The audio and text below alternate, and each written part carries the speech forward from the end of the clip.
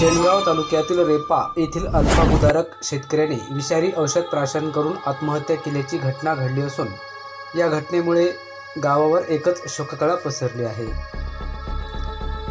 मयत शेतकऱ्याचे नाव प्रसाद करे असे असून त्यांनी बँकेने पीक कर्ज नाकारल्यामुळे आणि उसनवारी करून शेती पेरलेले पैसे कसे फेडावे तसेच उदरनिर्वाह कसा करावा या विवंचनेतून शेतात विषारी औषध प्राशन केले असता त्यांना उपचारासाठी छत्रपती संभाजीनगर येथे दाखल करण्यात आले।